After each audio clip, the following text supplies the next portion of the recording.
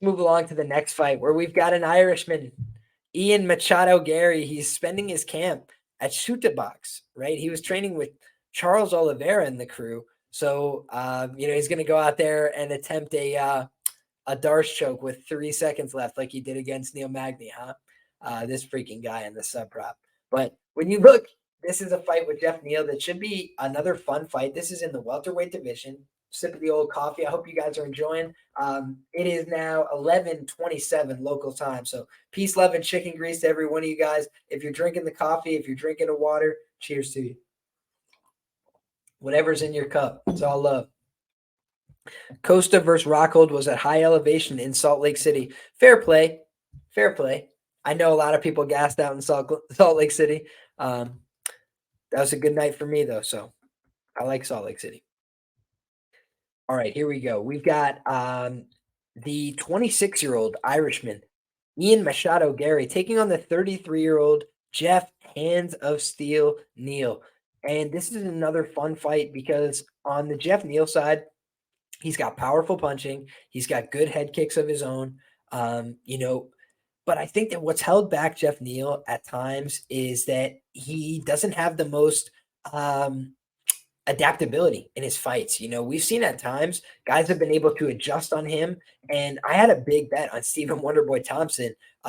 If you look back, one of the first videos I ever made making content was about, why I thought Wonderboy was going to win, or if not, it was about why Wonderboy did win. And it was like a recap video of my bets that night on the Wonderboy fight. But in any case, that was a very long time ago. And when I look, I just say to myself, I got a guy in Geoff Neal who he definitely has power, right? And he comes out of a pretty solid gym. But I was listening to an interview and he does like a job as like a waiter when he's not in training camp. He seems like he's got a lot of other obligations and stuff outside of fighting. And so obviously he's buckled down. He's taking this fight camp seriously. He's getting in good shape. But you look at the Ian Garry side, and I just think he's got a little bit more resources, right? He's got a little bit more ability to go around, and he's getting the best training in the world, bouncing around gym to gym, which some people will like, some people will not like. But I just think that he's a guy that's very savvy. I think that for as maligned as he is in his public persona, and I get it, right? He actually annoyed me as well, was bothering me with the fact that he's going out there not finishing the fights and, really not putting a stamp on it and talking more than he was delivering and some things like that. It was kind of bothering me as well. But when you just watch the skill, he's a very high level guy. You can tell that Ian Garry's thoughtful in his approach to fighting. And the Song Kanan fight, that I think was a low light for him where he got clipped there. But the way he responded to me was good. Didn't go out, and just quit like some of these other guys we see, right? Some of these guys, they get punched. The fight starts to get tiring. Things don't go well. And when I think about this, I say, like, man, Ian Garry, he's long, he's dangerous. And I think that his ground game is underrated. I say it every fight, and he just goes out there and strikes with everybody. He likes to strike. He's a striker by trade. But if you look at his Cage Warriors tape, he was fantastic on the ground. It just looked like he was levels above these guys. And obviously Cage Warriors grappling is one thing. But you look at that Neil Magny fight, and he's getting easy takedowns, and it looked like if he wanted to, he could have locked up that Darce choke at any time. But instead, he waited till right at the end. I think that he almost has, this idea. He wants to prove he can go 15 minutes. He wants to show all his skills. And some of these guys, that's what they want to do, right? Maybe they're not prioritizing the finish quite as much. But he basically had Neil Magny, running away from him, kicking him in the legs, beating him up. And you don't have to like Ian Garry, right? I don't have to like Ian Garry. But I do think he is a good fighter. And I don't think that you should ever bet against somebody or on somebody because you like him or you don't like him. For me, right, I like Aljo. I think Aljo's a cool guy. But when he's fighting in O'Malley in Boston, I'm not laying the minus 200, right? You just can't do that. So when I'm looking at this fight, I say to myself, man, Ian Garry is coming out of Brazil. He's probably working on that ground game a little bit. He's working on that striking as well. And I have to look at one thing in this fight that I am not remembering off the top of my head.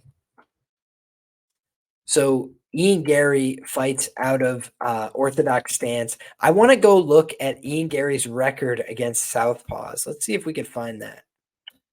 Ian Gary record against southpaws. Let's see here. And shout out to my guy Dan Tom. He would normally be having the southpaw report. But I know my man needed a little time off. So against southpaw Daniel Rodriguez, he absolutely punted his head off very quickly in that fight. That was an easy knockout win for him as a minus 275 favorite. And it doesn't look like any of the other opponents really have listed stances. So I have to go back and do more research on Ian Gary's ability to deal with fighters out of the southpaw stance. But for me, that's the ultimate question here. If he could deal with southpaws, then I think he's going to be able to solve Geoff Neal because I think Ian Gary is able to go to the body. I think he's able to go to the head. I think he's able to go to the legs. And I think he's a pretty tough, durable guy overall. I think that if the fight got tough, I think if it got dirty on the feet, I think he would have to shoot takedowns, and I think he could do that. Right. I think if he needs to mix this up on the ground, he can. And I think he could finish on the ground as well. We saw that one-arm choke from Shavkat. And I think part of the reason is you see the intangibles, the length, the ability to get that choke, the ability to set up these positions. Limb length can be very beneficial.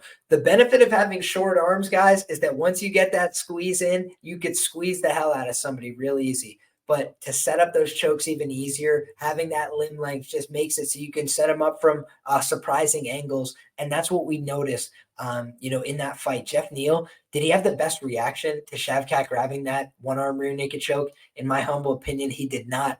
And so Shavkat, maybe a different animal, right? But Ian Gary trained with Shavkat, right? They're literally like training partners that have a similar game, try and model each other. But what you see from Ian Gary, the difference is he's more risk averse. So Shavkat invites more risk because he's a total badass, right? No mouth guard in. He's walking you down, beating you up, and then putting you in a one-arm rear naked choke. Ian Gary might lock up the rear naked choke late in round 3. But I just have this weird feeling that Ian Gary is going to get the job done here once again. You could call it my Irish biases, but I've done pretty well on Ian Gary fights, except for betting on the sub props. I have had a pretty decent read on the fact that he was going to go out there and win a lot of these fights. And I thought he was going to beat Daniel Rodriguez. And a lot of people were on Daniel Rodriguez as a dog there. And I got it. But I just said, man, I think this guy just is dialed in. And I think the UFC really likes him as well. I think all the cuck talk and all the bullshit, kind of got things off track. I think the Luca fight, the cancellation, kind of got things off track. And so I think Gary in this spot is going to be motivated to come in here, put on a better performance, especially with a little bit of rivalry coming in. I think he might go out there and, have a point to prove. So I have a feeling we're going to see Ian Gary get the job done and get the job done inside the distance. But I can't lie. There would be some cosmic justice in Geoff Neal getting it done for Black History Month as well. So shout out to Geoff Neal. Rooting for these guys to go out there and put on a scrap. I hope they both get 50,000 for the fight of the night. But at the end of the day, I'm an Irishman. Can you hate me for rooting for the Irishman? I'm rooting for Ian Gary to continue the rise. We need another one. We need somebody to make that come up for the Irish. And I think that the next guy might be Ian Gary. Let's get Ian Gary going here. And when you look, most people are expecting Ian Gary to get this job done by decision. A lot of people expecting Geoff Neal to get it done by knockout. Geoff Neal's not dead to a decision here, I don't think. He is a guy that can go out there and compete for minutes, but you look at the anthropomorphic advantages in this fight. Much taller fighter here is Ian Gary, also the significantly younger party. The reach stats are going to be very similar here, slight reach advantage for for Geoff Neal. But Ian Gary, very competitive in the reach, 74 inches to 75. Geoff Neal is going to walk the octagon with a fist pick in his afro, then lose a UD to Gary, unfortunately. It says SC for all. UFC predicted Gary when the story broke. They clearly like him. Fair play. For the Irish. Absolutely, Rich. For the Irish. Gary by sub, says the MMA line mover. I absolutely love it. Ian Gary deserves to go to sleep and be quiet finally. Hey, we'll have to see on Saturday, man. It just might happen. Gary went through the humiliation ritual. He'll probably be champ soon. Shout out to you. I agree. If Gary gets KO'd, can we make Geoff Neal Day a public holiday? You got to consult, but maybe at Fortis MMA in Texas. Shout out to our guy Brian. Says, "Damn, I'm late. All ears now, though. Hope your night's going well. All the same to you, my brother. I'm glad you're here. Thanks for making it out. We appreciate you, and we'll get this time stamped up so you can go back and check out anything that you missed it." And man in the library says Gary is well rested. Didn't have to use energy satisfying his wife. You got to see saving those calories. This is how you save on that weight cut. You got to take every angle into account. Liam, are there any upcoming Irish prospects to watch out for? It's something that you should check out. My guy Andy Hickey on MMA. I believe that's his account. Let me pull this up on Twitter. I don't want to speak out of turn. Andy Hickey. Let me just see if that's the name. Yeah, Andy Hickey MMA.